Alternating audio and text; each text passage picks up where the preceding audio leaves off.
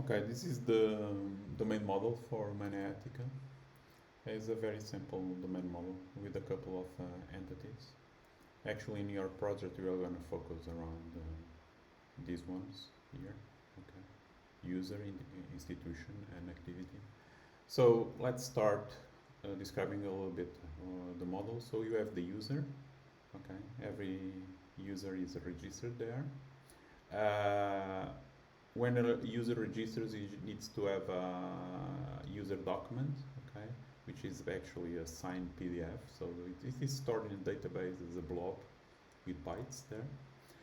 Then users can be authenticated, or users need to be authenticated so that they can log into the system. And just because of cohesion, we have separated information about the user and information about the authenticated user. Okay.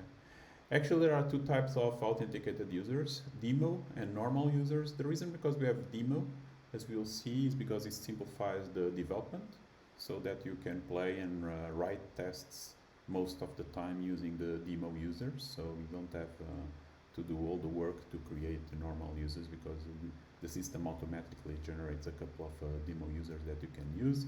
Another reason to have demo users is good for tutorials, so people can experiment with the system. Okay. Then we have three types of users, basically, that are the main concepts in terms of users from the HumanaEthica system. You have the member, the volunteer, and the admin users. So members are part of institutions, okay? And institutions is any institution that can register in the platform. And when they register, they need to submit as well as a document. Okay, we have the institution document there. So an institution can have several members, and institutions can propose activities. Okay, these activities basically have a name, a description, a region, when it's going to happen. And you have these three dates that are particularly important. The deadline, so it's the deadline for applying to the activities, the starting date of the activity and the ending date, and the number of participants the institution expects to do the activity. And activities also have state because the admin, for instance, can just cancel or an activity. So you have the volunteers. Okay, the volunteers are going to perform the activity, so they are going to apply for activities, but there's no relation here yet because that's going to be part of your project. Okay. A last thing is the team concept.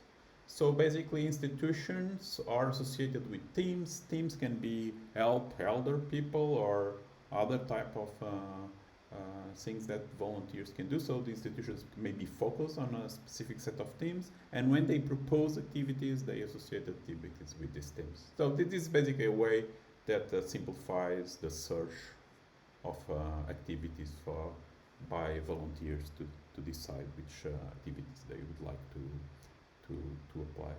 Okay, and pretty much it's this. Okay.